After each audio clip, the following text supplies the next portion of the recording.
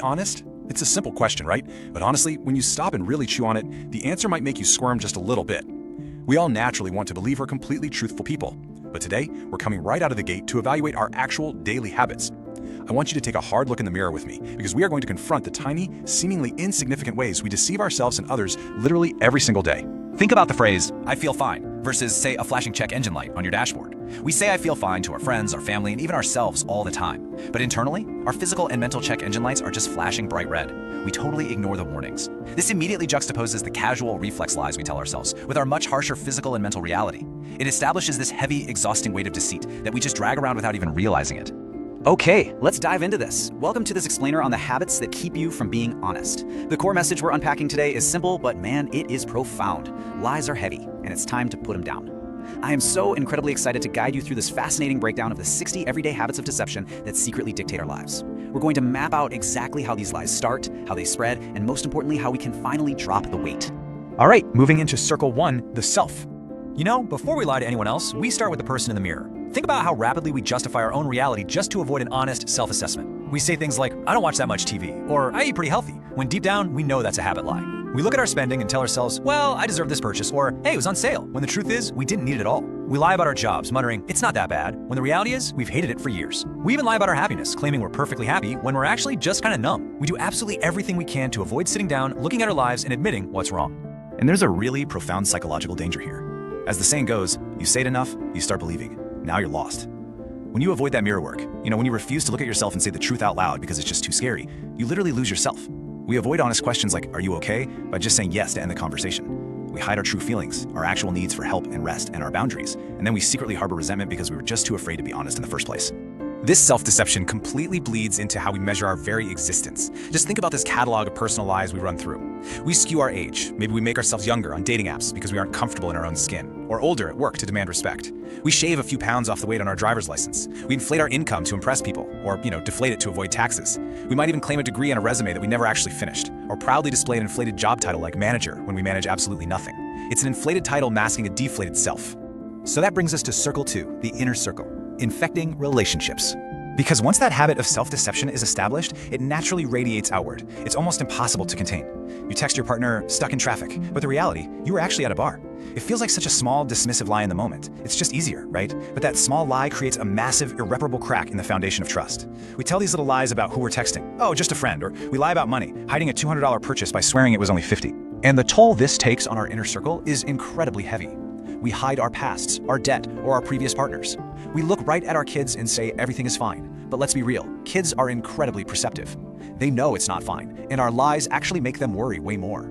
We tell our parents, "I'm doing great," while we're secretly drowning, effectively pushing away the very people who could help us.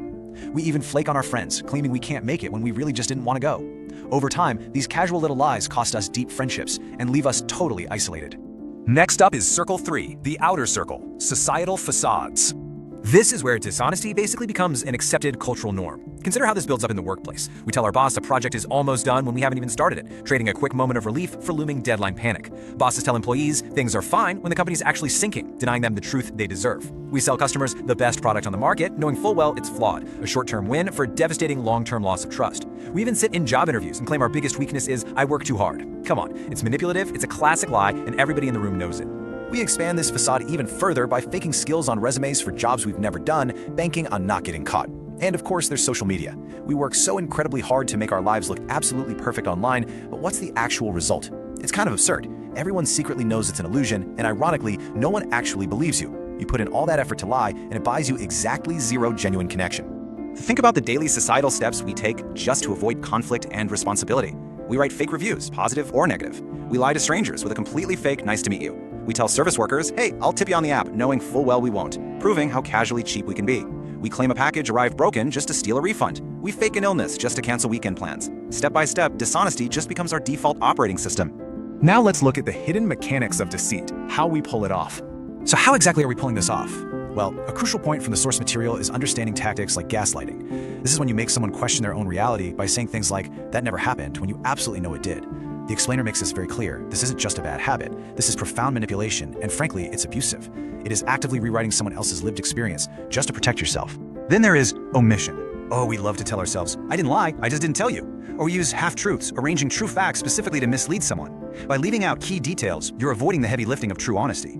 The takeaway here is stark. When you withhold the truth, you aren't being an honest person, you are simply being a strategic person. We constantly rely on these toxic conversational habits. We exaggerate, saying it was huge to add drama, which literally only subtracts from the truth. We downplay important things by saying, oh, it was nothing, because we're hiding. We use flattery as manipulation, telling someone they're smart just because we want something from them. We offer false apologies, like the classic, I'm sorry if you felt that way, which is really just a sneaky way of shifting the blame. And we constantly make excuses instead of just owning our actions. The crazy thing is, deceit actually behaves like a contagion. It spreads. You cover for a friend's lie, and suddenly, boom, you're part of it. You ask others to lie for you, hey, tell them I'm not here, dragging them into your dishonesty. You sit around and laugh at fake stories, making you complicit. You spread unverified rumors, starting with, well, I heard that. And you share fake news headlines without even reading the article, blindly spreading lies to your entire network. Just think about the sheer mental energy this requires. We constantly pretend to know things we don't, nodding along and saying, oh yeah, for sure, I know that. We pretend to remember people we've completely forgotten. Contrast that exhausting, endless act of pretending with the simple, freeing vulnerability of honest learning. Just admitting, you know what, I don't know, or hey, remind me of your name, is so much lighter.